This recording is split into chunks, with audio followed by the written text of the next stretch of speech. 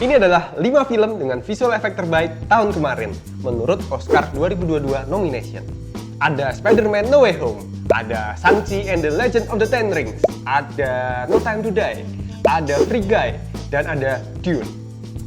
Dah tahu kan nama filmnya, tapi kok bisa ya film-film itu dapat nominasi visual effect terbaik? Yang pertama, Spider-Man No Way Home. Ini sebenarnya nggak perlu jadi pertanyaan lagi lah. Film ini isinya visual effect yang mewah dan luar biasa keren. Tapi kalian tahu nggak, kalau Green Goblin dan Dr. Octopus itu aslinya nggak kayak di film. Si pemeran Green Goblin dan Dr. Octopus, yaitu Willem Dafoe dan Alfred Molina, itu udah sepuh. Dan di film ini mereka memerankan peran mereka lagi di tahun 2002 dan 2004. Ya bener, hampir 20 tahun yang lalu. Jadi tim visual effect bikin mereka berdua muda kembali. Dan itu berarti setiap shot yang ada mereka berduanya kudu dimudain lagi. Atau istilah visual effectnya de-aging. Gila nggak tuh capeknya kayak apa? Banyak banget soalnya adegan yang ada mereka berdua. Nah, agar bisa membuat Doc Ock dan Green Goblin semirip mungkin dengan kondisi mereka belasan tahun yang lalu, tim visual effect-nya ngambil referensi adegan dari film-film Spider-Man yang lama. Jadi bener-bener bikin wajah mereka berdua akurat sesuai umur mereka saat itu. Selain itu, di film Spider-Man ini banyak banget visual effect yang kalian bahkan nggak nyangka kalau adegan ini ada visual effect-nya. Nih, ketika Peter datang ke depan Sanctum Sanctorum atau kantornya Dr. Strange, boom! Itu yang beneran cuma pintu depannya. Ketika Peter telepon Flash Thompson, cuma adegan teleponan doang, kalian pikir nggak ada visual effect-nya?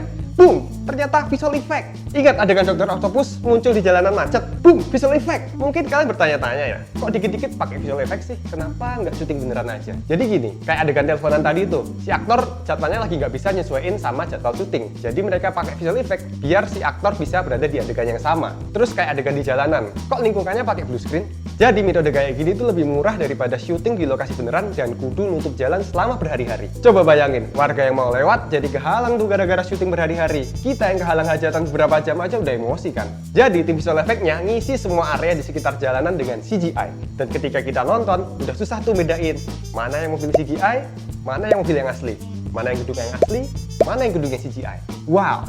Selain itu, menurut info yang gue dapat, hanya ada 80 shot yang nggak ada visual effect-nya di film ini. Gila nggak tuh? Dikit banget itu. Jadi sebenarnya masih banyak banget visual effect yang bisa aku bahas di video ini. Tapi kita kudu bahas 4 film lainnya kan? Komen kalau kalian pengen video khusus bahas Spider-Man. Yang kedua, Shang-Chi and the Legend of the Ten Rings. Tahu nggak? Sebenarnya jarang banget film bela diri yang pakai visual effect. Makanya film ini spesial karena menggabungkan keindahan seni bela diri dan penggunaan visual effect. Sehingga bisa bikin adegannya makin seru dan menegangkan. Contohnya, ketika adegan pertarungan di bus gandeng. Seru banget kan di sana? Itu sebenarnya adegan yang rumit banget karena diambil di 2 tempat sekaligus, yaitu di Amerika dan di Australia. Iya, 2 tempat sekaligus karena shoot adegan di luar bus ada di Amerika dan shoot di dalam bus ada di Australia. Dan tim visual effect kudu gabungin action dan gerakan kamera dari kedua benua. Adegan di bus itu cuma 6,5 menit, tapi tim ngerjain adegan ini selama setahun. Gila nggak tuh? Jadi sebelum syuting beneran, mereka bikin sebuah previs atau pravisualisasi agar adegan yang nantinya di syuting beneran bisa diketahui kebutuhannya apa aja. Kemudian tim stunt bikin reka adegannya. Nah, karena adegannya itu di jalanan yang naik turun gak karuan, tim bikin peralatan untuk bisa ngangkut bus di blue screen mengikuti adegan yang ada di Amerika. Dan akhirnya dengan bantuan visual effect, adegan action yang di bus bisa berasa ada di lokasi sesungguhnya. Keren banget. Selain adegan di bus, masih banyak banget adegan yang kudu pakai visual effect lainnya, kayak pas naik naga tuh. Tentu kalau eksekusinya nggak bagus bisa kayak naga Indosiar tuh. Dan tentunya ketika adegan Shang-Chi gelut sama bokapnya itu, keren banget. Udah kayak tarung anim-anim gara-gara eksekusi visual effect yang bagus banget. Terakhir nih, pas adegan tarung naga di air itu, simulasi airnya kalau pakai komputer dengan prosesor single core doang, katanya butuh waktu 25 tahun buat render. Gila nggak tuh? Omong-omong soal gila, kalian nonton video ini tapi nggak subscribe nih channel. Gila kalian ya? Subscribe sekarang juga. Dan kalau kalian merasa info ini bermanfaat, kalian bisa traktir kita telur gulung. Klik aja link di deskripsi ya.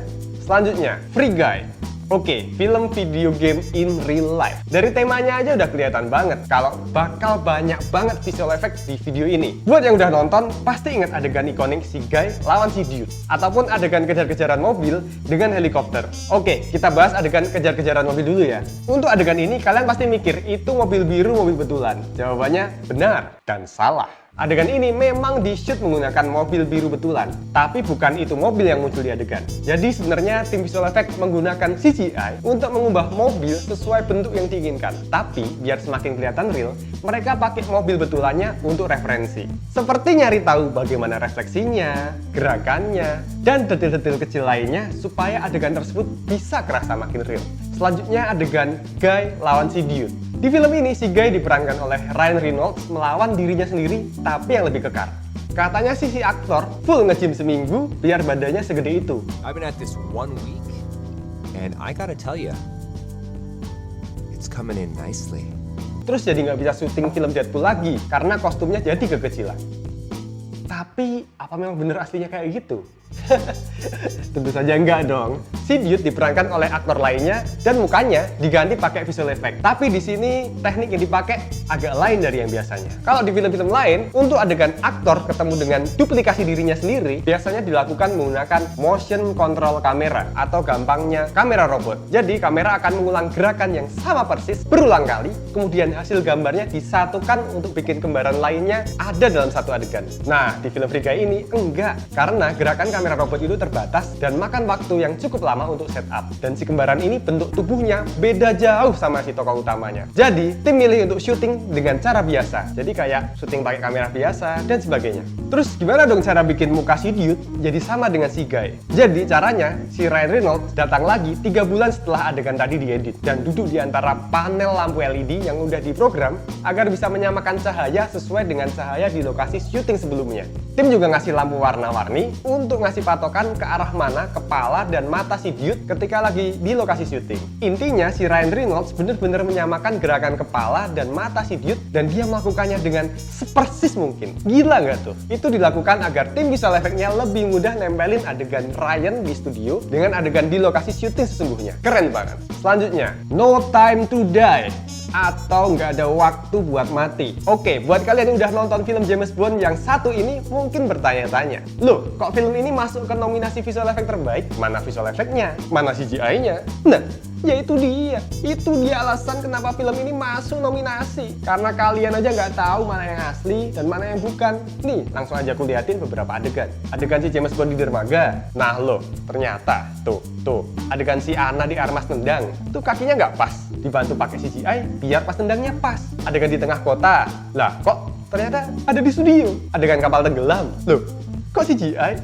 Simple aja, sebuah visual effect itu makin bagus kalau kalian bahkan nggak nyangka kalau itu ada visual effect-nya. Dan sebenarnya di film James Bond ini ada banyak banget. Yang terakhir, Dune. Dan ini yang terakhir adalah yang paling gila lagi. Karena di film ini hampir nggak pakai green screen atau blue screen sama sekali. Padahal biasanya film-film dengan tema luar angkasa dan perang science fiction itu pakai green screen atau blue screen. Terus kok kenapa di film ini nggak pakai itu? Pakai apa dong? Nah, karena ini film settingnya di planet Arrakis, sebuah planet yang penuh dengan sand dune atau bahasa Indonesianya gunungan pasir. Dan di planet itu sejauh mata memandang isinya gunungan pasir semua. Pokoknya pasir lagi. Dan oleh karena itu, tim dari film Dune alih-alih pakai green screen atau blue screen, mereka pakai sand screen. Loh, apa itu? Kok bisa? Ini alasan mereka pakai sand screen. Karena kalau pakai green screen atau blue screen, warnanya nggak bakal bagus. Jadi kurang real karena hijau dan birunya tuh mantul-mantul kemana-mana. Dan karena pakai sand screen, pantulan warnanya kan jadi sama. Jadi kayak pantulan warna di gurun pasir beneran. Ini aku kasih tahu cara pakai sand screen. Tinggal di-invert gambarnya dan boom, jadi blue screen. Selain teknik sand screen, di film Dune juga banyak menggunakan real props kayak ornithopter yang ada di film itu. Itu ya memang dibikin betulan, tapi nggak terbang betulan ya. Dan karena nggak terbang betulan, tim di film Dune pakai helikopter beneran agar bisa kesan terbangnya tuh real. Jadi kayak pasir-pasir berterbangan itu ya sesuai kayak kena angin ornithopter beneran. Kemudian untuk adegan cacing besar Alaska atau yang di film ini namanya Shai-Hulud. Tim film Dune ngedesain si cacingnya dengan detail yang luar biasa. Jadi benar-benar mereka bikin sesosok organisme raksasa yang benar-benar bisa hidup di pasir dan menganggap lautan pasir itu seakan-akan lautan beneran. Keren banget. Gila, keren-keren banget ya visual effect di film-film tadi. Gak heran makanya kalau nonton film itu credit title-nya panjang banget. Ya karena untuk bikin film yang sebagus itu visual effect-nya memang butuh banyak banget orang yang terlibat sehingga bisa membuat sebuah karya yang luar biasa. Oke, buat kalian yang suka info-info kayak gini, kasih tahu kita terus ya. Komen di bawah dan jangan lupa subscribe.